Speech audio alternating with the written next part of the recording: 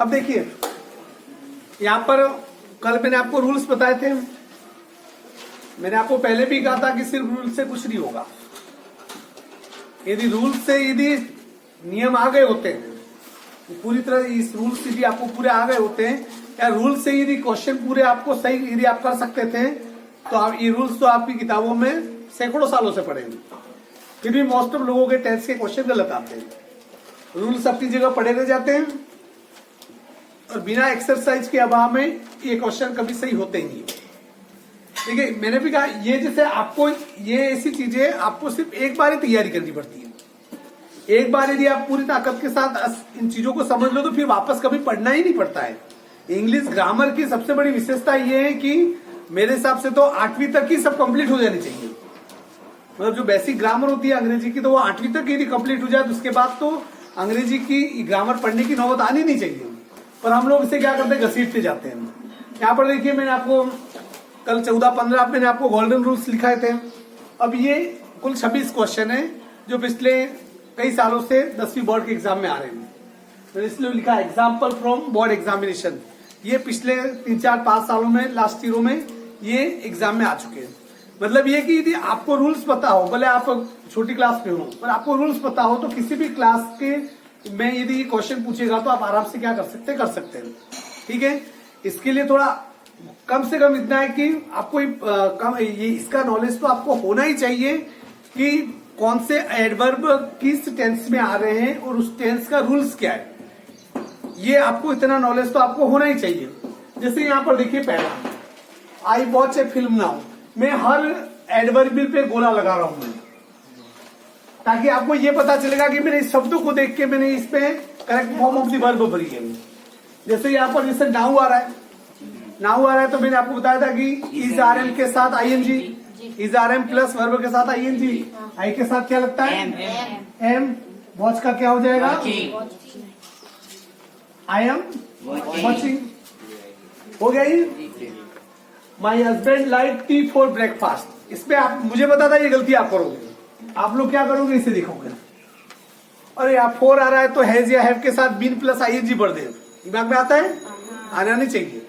मैंने रूल्स में क्या लिखा है, 4 के बाद टाइम हो तो 4 के बाद टाइम होना चाहिए। या ब्रेकफास्ट कोई टाइम होता है क्या? 4 जैसे कि 4 2 आवर्स 4 2 ईयर्स, ऐसा कोई समय होता तो वो रूल्स लागू हो सकता था। पर यहाँ वो तो 4 के बाद टाइम है नहीं, इसका मतलब सिंस या 4 वाला रूल्स या लागू नहीं हो रहा है। फिर वाक्यों को देखिए, my husband T for breakfast. मेरे हस्बैंड नाश्ते में चाय पसंद करते हैं। मतलब हैबिचुअल एक्शन है क्या ये हैबिचुअल एक्शन। तो हैबिचुअल एक्शन में क्या होगा, जैसे देखिए इसमें हैबिचुअल एक्शन है तो इसका मतलब प्रेजेंट सिंपल टेंस है। प्रेजेंट सिंपल टेंस है, इसका मतलब क्या आएगा, इसका मतलब कि वर्ब की फर्स्ट फॉर्म।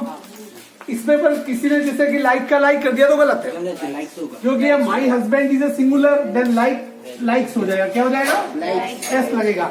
एस नहीं लगाओगे तो आपके लिए कोई मार्किंग नहीं है। ठीक है ना। Many foreign birds come to India this day. अब यहाँ पर दिस डे आ रहा है, मैंने लिखा था in this day, at this moment, ये शब्द आए तो क्या आता है हमेशा इज या इज आर एम के साथ आईएनजी। या मैनी फॉरेन बर्ड्स प्लूरल है तो क्या लगेगा, आर के साथ आईएनजी। आर कम का क्या हो जाएगा, और कमिंग के कई लोग ये गलती करेंगे कि ई के हटाए के लिए आईएनजी कर देंगे। ई हटा के आईएनजी करना है तो आर कमिंग क्या हो जाएगा इसमें, are coming. She write 20 place so far. यहाँ पर क्या आ रहा है शब्द देखिए, मैं राउंड कर रहा हूं। मैं किस चीज को देख के मैं कर रहा हूं ताकि आपको ध्यान में रहेगा। सो फार जब भी आए मैंने बताया था, क्या बताया था रूल्स देखिए आप, हैज या हैव के साथ वर्ब की थर्ड फॉर्म, या सी के साथ क्या लगेगा हैज, राइट की थर्ड फॉर्म हैज रिटन। ठीक है। She get a letter 10 days ago। अब मुझे ये बताइए ये वाक्य में इसमें एडवर्बियल क्या है, अगो। अब ये मैंने लिखा ही नहीं था, पर हर चीज लिखाना जरूरी है। कुछ कॉमन सेंस में भी छोड़िए।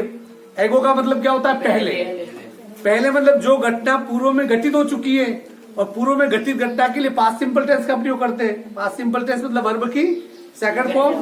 तो ये याद रखना, जब भी अगो आए तो fill in the blank correct form of the verb में वर्ब की सेकंड फॉर्म, गेट की second form got. Look it now, ये क्या आ रहा है? नाउ। नाउ आ रहा है तो क्या पढ़ते हैं? इज आर या एम के साथ आईएनजी, इसके साथ क्या पढ़ेंगे? इज रेन का raining. Every winter our school on trip, यहाँ पर देखिए एवरी, अब आगे आया पीछे कोई जरूरी नहीं है। एवरी विंटर, एवरी आ गया है, एवरी आए क्या पढ़ते हैं? वर्ब की फर्स्ट फॉर्म। और तूने गलती क्या की थी बता दूं, अवर स्कूल सिंगुलर है। अवर स्कूल में पढ़ने वाले बच्चे बहुत हो सकते हैं, पर स्कूल अपने आप में पूरी एक इकाई है, तो अवर स्कूल के साथ क्या लगेगा? गो का क्या हो जाएगा? गोज। ठीक है ना? Rohit learn Urdu for 5 year, यहाँ क्या आ रहा है? 4, और यहाँ 5 ईयर, यहाँ सिंस या 4 के बाद टाइम आ रहा है यहाँ पर। तो जब सिंस या 4 के बाद टाइम आए तो बाकी फुल स्टॉप लग जाए, खत्म हो जाए। हैज या हैव के साथ आईएनजी, तो रोहित हैज बीन लर्न का learning. Hemant come here every weekend, यहाँ क्या आ रहा है? एवरी एडवर्ब भी है, और एवरी आए तो क्या आता है? वर्ब की फर्स्ट फॉर्म, या वर्ब की फर्स्ट फॉर्म के साथ एस, या हेमंत इज सिंगुलर, तो वर्ब की फर्स्ट फॉर्म के साथ एस लगेगा। कम का क्या हो जाएगा? Comes. You not finish the story yet, yet आ रहा है। हैज या हैव के साथ क्या लगता है? वर्ब की थर्ड फॉर्म। और यहाँ देखो नॉट फिनिश दे रखा है, तो घबराने की जरूरत नहीं है। हैज या हैव जो हेल्पिंग वर्ब है, जब भी कभी किसी वर्ब के साथ नॉट दे रखा हो तो हेल्पिंग वर्ब के बाद नॉट लगा देते हैं। या हैज या हैव लगेगा, यू के साथ क्या लगता है?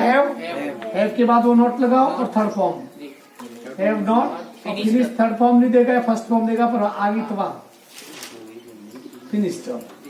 Once upon a time there a king, ठीक है। ये बी आ जाए, बी आए इसका मतलब कोई भी हेल्पिंग वर्ब हो सकती है। इज आर एम भी हो सकती है, बाज वर्ब भी हो सकती है। यहाँ पर देखिए एक बार एक राजा था, बाकी यूं बनता है वंस अपॉन ए टाइम, मतलब कभी पहले की बात कर रहा है, इसका मतलब पास्ट है, तो बी का पास्ट रूप क्या होता है? Was. There was a king. Ramesh finish this novel last night, यहाँ क्या रहा है? लास्ट आए, तो इसका मतलब क्या लगाएंगे बताओ? वर्ब की थर्ड फॉर्म तो कभी अकेले आ ही नहीं सकती है, तो थर्ड फॉर्म कैसे आएगी? लास्ट नाइट, लास्ट शब्द हो तो वर्ब की सेकंड फॉर्म। रूल्स क्या? Second form. तो फिनिश की सेकंड फॉर्म क्या हो जाएगी? If you run fast you catch the bus. देखिए ये कंडीशनल सेंटेंस है, ये अलग, इसका एक अलग वो तो होता है, पर चूंकि बोर्ड के एग्जाम में साथ में आगे तो मैंने लिख दिया, और मैं इसमें रूल्स भी क्लियर कर लूं। इसे कंडीशनल सेंटेंस कहते हैं। यदि किसी वाक्य में इफ हो और उस बाकी के दो पार्ट है, देखो एक पार्ट ये और दूसरा पार्ट ये, कितने पार्ट है? 2 पार्ट। वाक्य में 2 पार्ट है, और जब वाक्य में 2 पार्ट है और वाक्य की एक पार्ट में यहाँ पर क्या है? इफ आया है। एक पार्ट में यदि, एक तो वाक्य में इफ आए और वाक्य किसी एक पार्ट में यदि वर्ब की फर्स्ट फॉर्म हो, तो उसके दूसरे पार्ट में विल या शैल के साथ वर्ब की फर्स्ट फॉर्म लगती है। यहाँ क्या आएगा? यू, या वर्ब की फर्स्ट फॉर्म है, यहाँ विल के साथ कैच। वैसे इसका अर्थ करें तो भी हो जाता है, इफ यू रन फास्ट, यदि तुम तेज दौड़ते हो तो तुम बस पकड़ लोगे मतलब गागेगी आ जाएगा, ठीक है ना। अब यहाँ पर देखिए 14वां, दे पे देयर डेब्ट्स नेक्स्ट वीक, क्या आ रहा है? नेक्स्ट आए तो क्या आता है? विल या शैल के साथ वर्ब की फर्स्ट फॉर्म। तो दे के साथ क्या लगेगा? They will pay, they will pay their debts next week. Students read English at this time tomorrow. देखिए ये बड़ा प्यारा वाक्य है, बोर्ड इस टाइप से पूछता है, अक्कल लगानी है। देखो एट दिस टाइम आए तो कंटिन्यू टेंस होता है, अपन ने प्रेजेंट कंटिन्यू किया था, ठीक है ना। यदि टुमारो आए तो फ्यूचर होता है, मतलब कंटिन्यू भी और फ्यूचर भी है, तो फ्यूचर कंटिन्यू क्या होगा? और फ्यूचर कंटिन्यू का रूल्स होता है विल या शैल के साथ बी प्लस आईएनजी। तो स्टूडेंट्स विल बी रीडिंग, क्या होगा? विल बी रीडिंग, ठीक है ना। If Sheetal invite me I would have attend her party. If Sheetal invite me I would have attended her party. इसमें देखिए ये भी कंडीशनल है, कौन सा है? यहां पर देखिए ये वाक्य, if Sheetal invited me I would have attended her party. ठीक है, अभी नहीं तो कॉम्पिटिशन एग्जाम में कहीं कहीं काम आएगा। ये ध्यान रखना है, यदि किसी वाक्य में इफ हो, क्या हो, और वाक्य यहां तक खत्म और यहाँ दूसरा वाक्य शुरू, तो वाक्य में इफ हो, जिसे कंडीशनल सेंटेंस कहते हैं, इफ हो, और उसके एक फ्रेज में देखिए यहाँ पर क्या रहा है, वुड हैव प्लस वर्ब की थर्ड फॉर्म। इसका जो कॉम्बिनेशन होता है देखिए, एक तरफ यदि वुड हैव प्लस वर्ब की थर्ड फॉर्म होता है, दूसरी तरफ हैड प्लस वर्ब की थर्ड फॉर्म, ये दोनों का इसका कॉम्बिनेशन है। ठीक है, यहाँ पर क्या दे रखा है, इधर वुड हैव दे रखा है, तो इधर क्या आएगा, हैड प्लस वर्ब की थर्ड फॉर्म, तो हैड इनवाइटेड, क्या हो जाएगा, हैड इनवाइटेड। अगला देखिए, सी कट हर फिंगर वाइल सी, अब सी कट हर फिंगर वाइल सी, देखिए यहाँ पर क्या आएगा, वाइल आ रहा है। अब इधर वाइल के इधर देखिए कट, अब तुम्हारे दिमाग में कंफ्यूज हो सकता है कि यार कट वर्ब की फर्स्ट फॉर्म है सेकंड फॉर्म, तो कट की फर्स्ट फॉर्म भी कट ही रहती है, सेकंड फॉर्म भी कट रहती है, थर्ड फॉर्म भी कट रहती है। अब तुम तो थर्ड फॉर्म तो चलो अकेली आती नहीं, वो उसको मानते नहीं, कभी थर्ड फॉर्म अकेली नहीं आती है, उसके साथ हैज हैव या हैड जरूर होता है, या वो नहीं है, इसका मतलब थर्ड फॉर्म तो नहीं है। अब फर्स्ट है सेकंड इसका ही पता चल जाता है, कैसा चलेगा बताओ, ये कट फर्स्ट फॉर्म है या सेकंड, मुझे पता चल रहा है, तुम्हें क्यों नहीं पता चल रहा है? मैं कह रहा हूं ये सेकंड फॉर्म है, क्यों है बताऊं मैं? नहीं, वो कोई नहीं, यदि फर्स्ट फॉर्म होती, यदि फर्स्ट फॉर्म होता है तो उस पर रूल्स होता है, सिंगुलर के साथ एस या एस लगता है, या सी है, यदि फर्स्ट फॉर्म होती तो एस या एस लगा होता, मतलब यह फर्स्ट होती तो कट्स होता है, ये कट नहीं होता, मतलब एस नहीं लगा हुआ है, इसका मतलब ये फर्स्ट फॉर्म नहीं है, कौन सी फॉर्म है, सेकंड फॉर्म है, ये सेकंड फॉर्म है, इसलिए इधर क्या लगाओगे, वाइल के बाद वाज या वर, तो she was cutting. Look a man after a bus, देखिए ये जब वाक्य ये आ जाए, लुक देखो, इस वाक्य का हिंदी ट्रांसलेशन करोगे, देखो एक आदमी बस के पीछे दौड़ रहा है, एक आदमी बस के पीछे दौड़ रहा है, जब भी लुक आ जाए और विस्मयबोधक चीज साइन ऑफ एक्सक्लेमेशन आ जाए, तो अमूमन प्रेजेंट कंटिन्यू टेंस ही होता है, कौन सा, प्रेजेंट कंटिन्यू। इसमें क्या होगा, ए मैन इज रनिंग, एक व्यक्ति बस के पीछे दौड़ रहा है। वॉट यू नहीं, यूअर है, क्या ये, वॉट यूअर मदर। अभी प्रश्न पूछा है, क्या प्रश्न बनता होगा आपके हिसाब से, तुम्हारी माँ क्या कर रही है, तो क्या होगा, हाँ, कई लोगों ने लिखा है what are your mother doing, your mother singular है तो इज आएगा, क्या आएगा, what is your mother doing, what is your mother doing. अगला देखिए, Rahul and his family travel in America for 2 weeks now. देखिए, Rahul and his family travel in America for 2 weeks now. यहाँ देखिए 4 आ रहा है और 4 के बाद टाइम आ रहा है, और नाउ आ रहा है, उससे कोई खास फर्क नहीं पड़ता है, क्योंकि नाउ भी आएगा तो प्रेजेंट भी होगा। अब यहाँ पर 4 प्लस टाइम है, 4 प्लस टाइम या सिंस प्लस टाइम हो, क्या लगता है, हैज या हैव के साथ भी आईएनजी, तो राहुल एंड इस फैमिली मिलके प्लूरल हो गया है, इसलिए हैव आएगा, हैव बीन